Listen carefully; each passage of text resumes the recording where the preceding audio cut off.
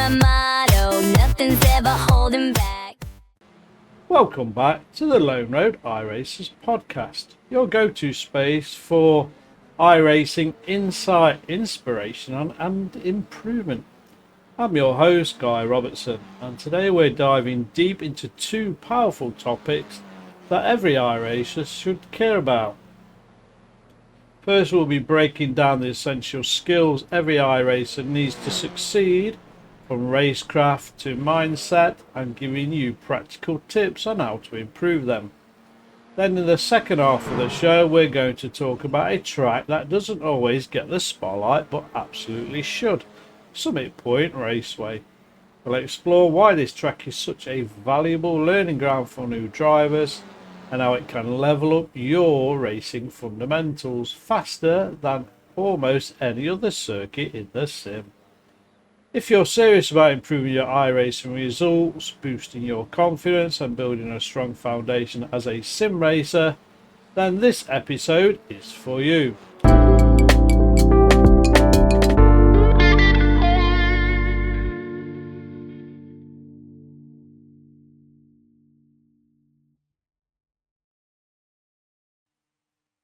This section is called the Art of Racing Smart.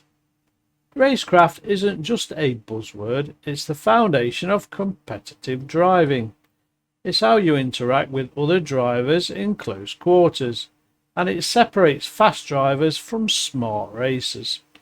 You can have the best one-lap pace in the world, but if you don't know how to race wheel to wheel, you won't finish many races cleanly or at all. And how many of us see that day to day, week in, week out, where somebody puts a fast quali lap in and then by end of lap 1 or lap 2, they're at the back of the grid or in the pits because they've come under a bit of pressure and caved in. Good racecraft is about positioning your car intelligently, knowing how to overtake with minimal risk, and defending your line without causing chaos. It means anticipating what your opponents will do and responding with precision. But it's also about timing, choosing when and where to pass, when to back off, when to let a battle go so you can live to fight another lap. To improve racecraft, I recommend starting with low pressure environments. Jump into iRacers or hosted sessions. Practice racing side by side. Learn how to judge space and work on clean overtaking. Most iRacers crash not because they are reckless, but because they haven't had enough exposure to traffic and side-by-side battles. Replay analysis is gold here as well. After every race, rewatch your overtakes and defences. Could you have left more room? Was there a better moment to go for the pass? Ask yourself, did I race clean, fair, but above all, smart? Another key part of racecraft is understanding risk management. Early in a race, especially in the lower splits, things can be very chaotic. The ability to survive lap 1 by avoiding wrecks and not getting baited into risky moves is a skill that can save you countless I-rating points. And don't underestimate the power of being predictable. Communicate with your driving. Hold your line. Don't swerve in braking zones or make last-minute lunges. The best drivers aren't just fast, they're consistent, reliable and confident under pressure. But what about situational awareness and knowing what's around you? This skill is often overlooked, but it's one of the biggest differentiators between rookies and experienced iRacers. Awareness is about knowing what's happening, not just in front of you, but beside you, behind you, and even a few seconds ahead in the traffic. We've all had races ruined because someone didn't see us on the inside, or because they rejoined from an off-track right into the racing line. Don't be that person. Awareness isn't just reactive, it's proactive. You're constantly scanning your mirrors, your relative screen, your spotter and the track ahead. Here's a practical tip, listeners and watchers. Every 5 to 10 seconds, do a 360 check with your eyes. Glance at the relative box, glance in the mirror, check your delta, then get back to looking ahead. This keeps you grounded in the race and helps you anticipate moves rather than being caught off guard. But don't be silly and do it in a corner. Do it on a long straight or a section of the track where you're confident you have time to do it. If you have the option, invest in better visibility tools like triple monitors or VR. These significantly enhance your spatial understanding. But even on a single screen, you can look left and right by setting bindings to get quick checks of your blind spots. Another good habit is to use audio cues. You can hear the tyre squeals of a dive bomb. You can hear someone catching you through a turn. Keep your audio environment clear. Turn off music or other distractions during races. Let the sim give you the feedback you need. You should also train yourself to think in context. If you're in P3, for example, closing in on P2, but you see P2 and P1 battling hard, it might be the best to hang back and let the chaos unfold. Awareness helps you pick up on tension, poor lines, mistakes from other drivers, and then what opportunities could open up. And finally, never panic when something goes wrong. If someone spins in front of you, breathe, look for the gap and commit. Panic steering or braking often causes more damage than the original spin. Staying cool under pressure is part of awareness too. So we're going to be back in a second and we're going to talk about the foundation of pace.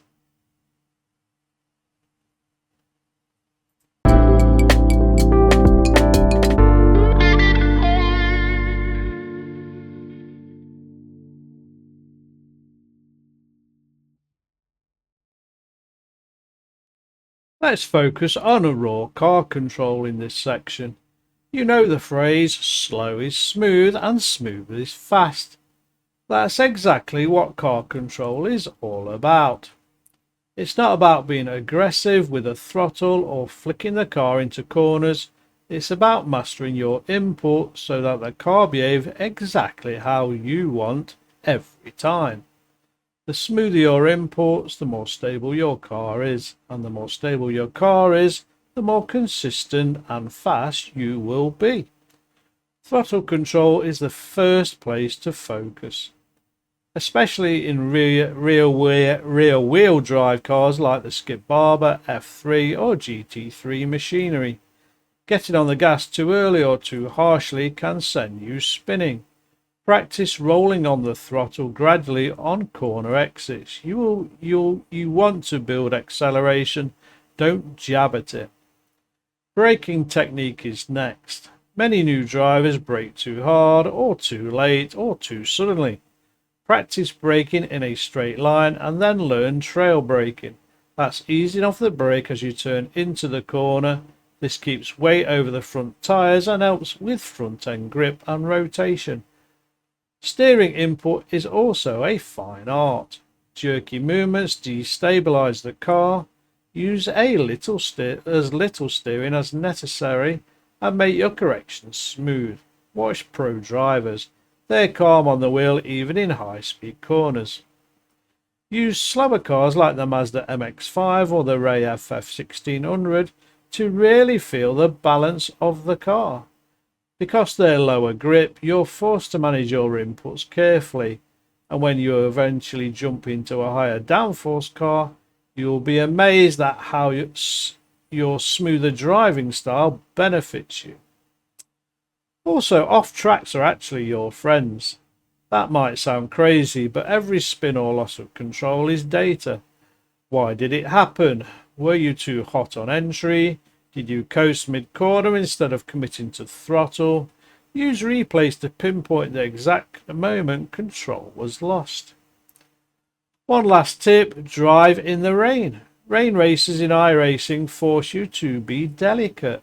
They teach throttle modulation, brake control and grip awareness better than any dry track ever could. Just 1 or 2 rainy sessions can alleviate your car control or elevate your car control dramatically.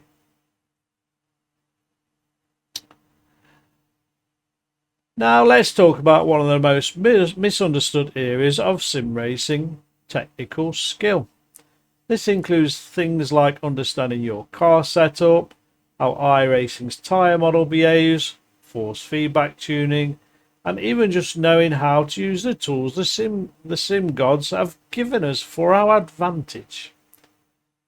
First, car setups. You don't have to be a full-blown engineer to benefit from setup knowledge, even understanding just the basics, like what increasing rear wing does or how tyre pressures affect handling. These can help you tweak your car to suit your driving style or the conditions of a race. A great way to start improving your technical skill is to begin with baseline setups. Stick with the default iRacing setup at first, get comfortable with the car, then change one thing, and only one thing. Maybe try dropping the tyre pressures slightly, run a few laps and compare lap times, tyre temps and stability. Then change something else, maybe rear rebound damping. See how it feels. The goal is to learn how each component affects the car's behaviour. Now let's talk about force feedback, or FFB. Many drivers don't realise how much time they're losing by using unoptimised FFB. If your wheel feels numb or overly heavy, you won't get the proper grip signals from the sim. Tuning your FFB is essential. Tuning your FFB is essential. Use tools like iRacing's FFB graph or third-party apps like iRFFB to fine-tune your wheel to your preferred feel. Aim for detail and not resistance. Then there's tyre behaviour. iRacing's tyre model has evolved a lot in recent years. Cold tyres are slippery. Tyres wear based on your input smoothness, and overdriving can quickly result in overheating. Learn how to read tyre wear data post-session. Learn what tyre pressures your car likes at race temps, and never go flat out in the first 2 laps of a race. Use them to build grip. Understanding fuel loads is another big one. Lighter fuel means better handling. But if you're not practicing with race fuel levels, you might be surprised at how sluggish your car feels at the start of a proper race. Always simulate your full fuel loads in practice. Finally, get familiar with telemetry and data comparison tools. Virtual Racing School, or VRS, is the most accessible option, especially if you're in the VRS Academy license. You can download pro laps, compare your throttle and brake inputs, see when you're losing time, and make measurable progress. Even 5 minutes a day reviewing data can save you weeks of trial and error. And I'm not affiliated with VRS at all. It's just a good, solid app. The bottom line: the more you understand the physics of your rig, your setups, the grip, the tyres, more confident and competitive you will become. Now we're going to have a short break, and we're going to come back with probably the most important section of today's podcast: managing a race. We all do it, some better than others, but we're going to look at some tips for all of us to either remind ourselves or for the newbies.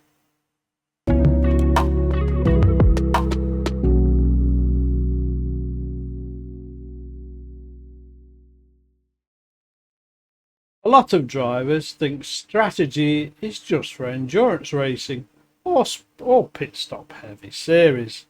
But the truth is, every race, no matter how short, has to have a strategy. How you plan for a race, how you adapt mid-race, and how you respond to incidents and or opportunities. That's what separates mid-pack finishers from consistent top performers. Good race strategy starts before the green flag. In fact, it starts in practice. Know how many laps the race will be. Know how much fuel you'll need. Know where the incident hotspots are on the track. Identify where passes are likely and where they're just plain dangerous. The more you prepare, the fewer surprises you'll face. And how many of us have experienced another driver saying, "What's the fuel for this race?" or "How long is this race?" or "How many laps is this race?" You know, they're the people who haven't prepared at all. Then consider your starting position. Are you on the pole? Wonderful. Focus on building a gap early and defending the racing line. Starting P10 in a packed grid. Maybe let the first lap chaos play out and pick your battles carefully. Your race strategy should adjust based on where you start and who you're racing against. Now let's talk overtaking. Just because you can pass doesn't mean you should. Try to set up a driver over a series of corners. Apply pressure, force them into an error. Plan your passes on straights or corners where you have a clear grip on braking advantage and there is less risk. Dive bombing might work once, but clean, calculated passes will build your reputation and protect your license. Tyre and fuel strategy also matter more than you think, even in short races. Knowing when to conserve tyres for a late race push or when to go all out and burn them early can completely change your result. Especially in series with tyre wear like GT3 or endurance events, managing tyre temperature and wear will win you races. If you're in a multi-class race like IMSA or VRS GT Sprint, your strategy becomes even more dynamic. Learn how to time your passes around slower classes without hurting your own race.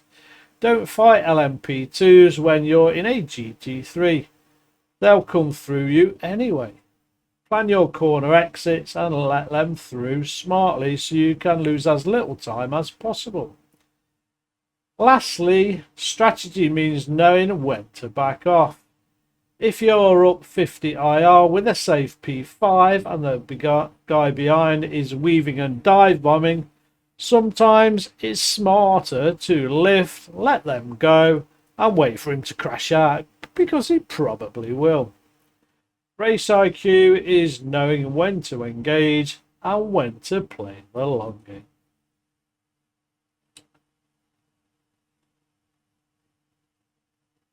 Now, this next section is about mental strength, and it's one of the most overlooked skills.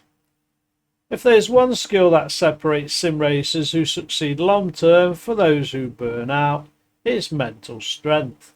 It's the ability to stay calm under pressure, bounce back from setbacks and maintain your confidence through the inevitable ups and downs of iRacing. We've all been there. You're running P2, you've led half the race, and then bang, someone dive bombs you, you spin, you finish P18. Your I rating crashes, your SR takes a hit, and the rage starts to build. Maybe you jump into another race immediately and overdrive it trying to get your IR back, and it's just like that. A bad moment turns into a bad day. And last week's podcast covered that in detail. Mental strength means recognizing when you're spiraling and stepping back before damage compounds. It's about emotional discipline. Here's the big thing. iRacing is brutally honest. Every mistake, every lapse in focus is exposed. And because of the ranking system, every race carries weight. This creates pressure, and with pressure comes emotion, frustration, anxiety, self-doubt, and sometimes, yes, the red-faced anger. The best iRacers, though, develop emotional routines. They have mental reset buttons. For example, take a walk after a tough race. Get away, get yourself out from the rig into a different environment. Do breathing exercises before a race starts to calm your nervous system. And use mantras like focus on the process or be the calmest in the room to center your thoughts. Another important mental skill is confidence without ego. Confidence helps you trust your inputs, your decisions, and your practice. Ego, on the other hand, convinces you that you're better than everyone, and when things go wrong, it crashes hard. Learning to accept mistakes with humility and curiosity makes you a more better and resilient iRacer. It's also worth discussing performance anxiety. Yes, performance anxiety, folks. Some drivers find they're great in practice but choke in races. This is common and beatable. Try simulating race conditions in private tests. Do qualifying stints with ghost laps or pressure timers. Gradually normalise the pressure so it doesn't shock your system. If you're in a slump, set non-reset goals. Instead of aiming to win, aim to go 10 races with no 4Xs or to improve your safety rating. These goals build confidence and remove that pressure. And finally, talk to other racers. Join a community like a Discord server, and I've got one if anybody's interested. Just DM me. Sharing struggles and getting perspective reminds you that everyone crashes, everyone tilts, and everyone has slumps. What matters is how you respond to them. Okay, we're going to talk now about the secret ingredient, consistency. Consistency is often overlooked because it's not glamorous. It's not flashy like pole position or fastest laps, but it's the single most powerful skill for gaining I rating, improving safety rating, and winning races across every license level. You don't have to be the fastest to win in iRacing, but you have to be the most consistent driver that's fast enough and clean enough to avoid costly errors. That means driving to a rhythm, minimizing your variance lap to lap, and being able to hit the same markers with near mechanical precision. So how do we be consistent? Start by focusing on lap time variation. Use the delta bar or telemetry to monitor your lap times. If your best lap is a 1 minute 40.2, but you're fluctuating between 141s and 144s, then there's a problem to resolve. It means you're inconsistent in your braking, maybe your turning, your throttle, or all three. So you need to tighten that window. Here's a great drill. In practice, try to do 10 consecutive clean laps within 0.5 of a second of each other. Don't push for a PB, push for repeatability. That's race pace, and that wins races. Another key to consistency is having visual reference points. Pick a tree, a crack in the track, or a change in curb colour as your brake marker. The more reliable your references, the less you rely on guesswork. This is especially important on older or more slippery surfaces like Summit Point or Lime Rock. Also focus on corner exits more than entries.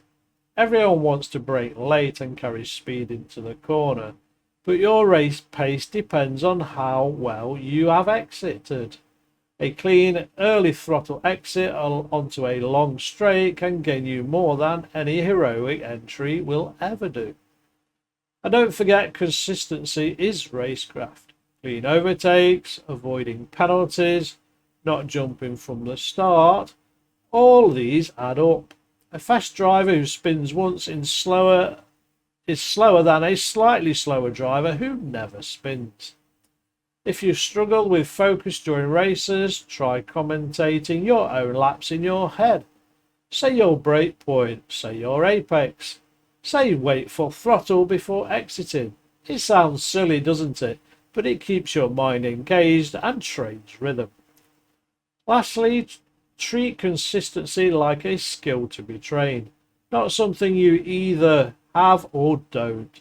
It's like any sport. Muscle memory builds through reps.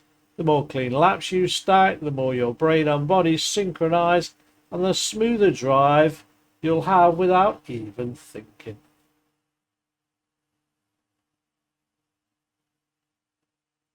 The last section of this bit of today's podcast, so let's wrap it up.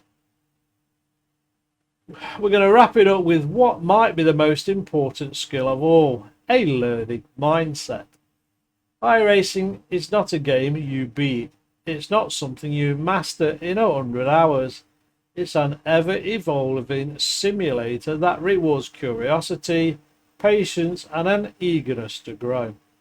A learning mindset means approaching every race, even the bad ones, as a lesson. If you crash on lap 3, you don't rage quit. You watch the replay, you ask, why did that happen? Was I too aggressive? Did I not leave space? And then you change your approach next time.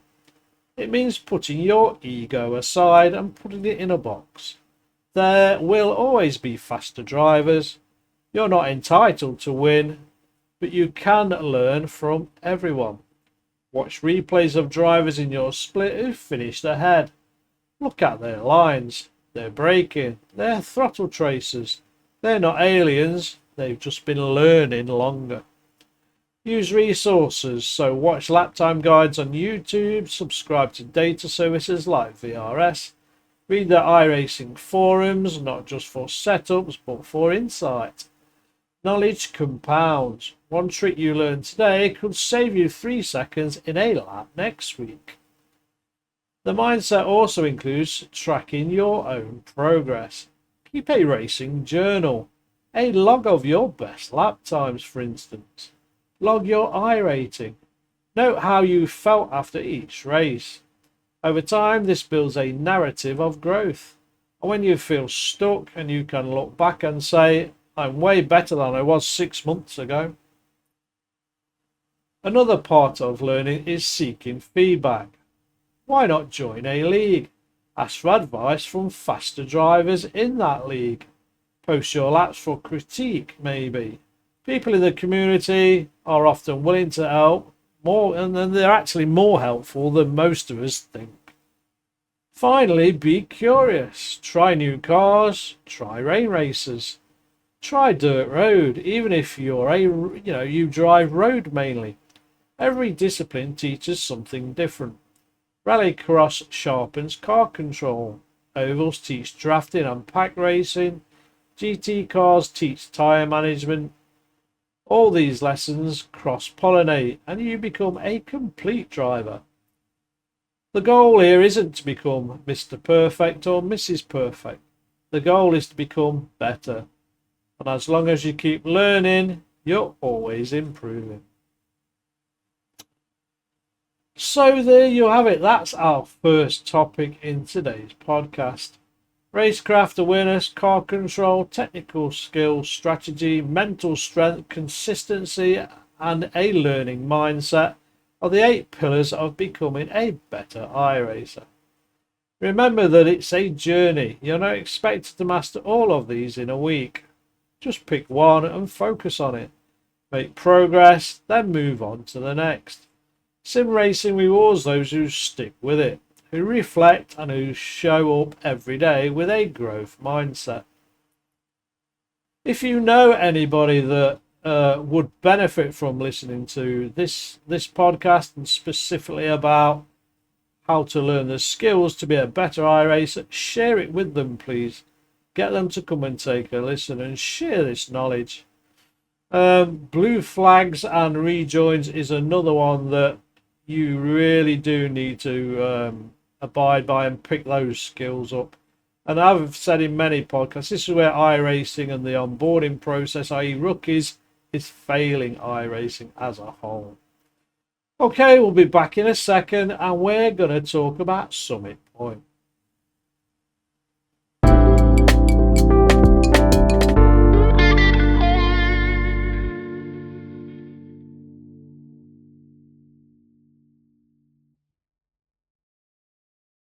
On today's podcast is the hidden gem that helps new iRacers learn faster.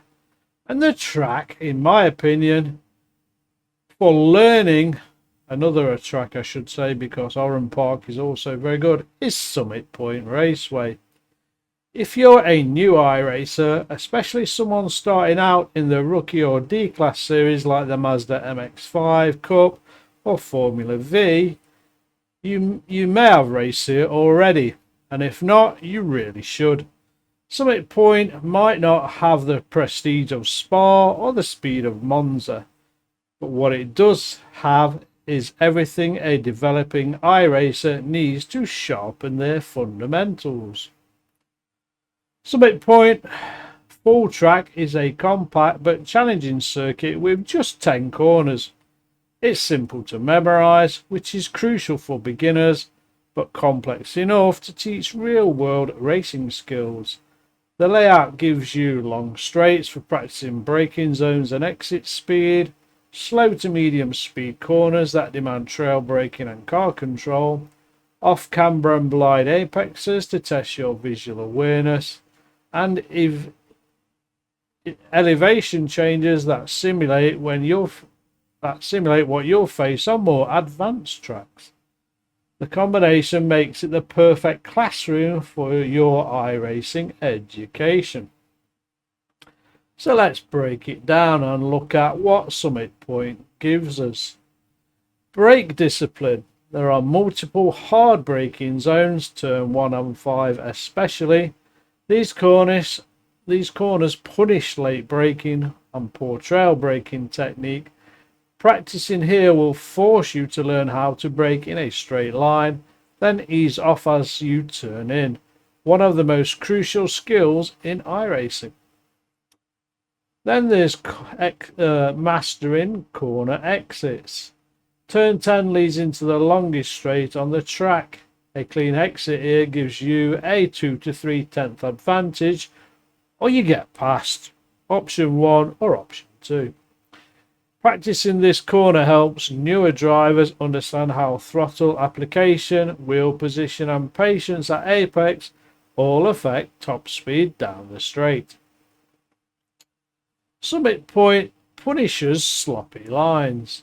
Turn 3 and 9 in particular reward drivers who are precise with their placement, apex timing and exit width. It teaches consistency lap after lap. This track is also notorious for first lap pile-ups in lower splits, especially into turn 1 and turn 5. Learning when to attack versus when to back off and how to predict chaos can sharpen your racecraft and survival instincts, especially in rookie classes and rookie races. Summit Point has narrow runoffs and grass traps. Practicing safe re-entry here without spinning or cutting across traffic trains situational awareness and discipline when things go wrong. Now, here are a few ideal combos for beginners, listeners and viewers. Mazda MX-5 at Summit Point on the full track is best for learning trail braking, racecraft and corner exits. Formula V at Summit Point on the Jefferson layout is great for momentum driving and throttle control. The Ray FF1600 at Summit Point on the full track is excellent for visual line tracking and consistency. And what about GR86 in the wet? If rain is enabled, this adds another complete layer to your car control development. So how do you learn at Summit Point? What to practice? Use ghost laps to learn from faster drivers in the same car. Start in test sessions to build muscle memory without pressure. Run time trials and aim for consistent lap deltas. Focus on one corner at a time, and as been mentioned through this section of the podcast, turn 1 and turn 5 are the most dangerous for braking. So don't try and master all 10 in one go, choose a couple. What about using the VRS driving line overlay to compare your approach against the ideal? Final thoughts then. So Summit Point is more than just a small American club track. It's a training ground, a place to fail safely, and a circuit that reveals weaknesses you might not even notice you had on faster tracks. It may not give you the glory of a Daytona win or a Mount Panorama thrill ride, but what it will give you is skills that scale. If you can master Summit Point, especially in lower power cars, you'll find yourself more prepared for the tougher circuits down the line. It teaches discipline, repetition, patience, and above all, how to stay in control when everything is on the edge. So that is the end of this week's podcast, listeners and viewers. Slightly longer than normal, but I think the topics gel together pretty well. And as I said earlier, we, please share this podcast with your fellow iRacers, friends, family. If they're just wanting to learn, if they're newish to iRacing, there's a lot of skills touched on here that every iRacer should know.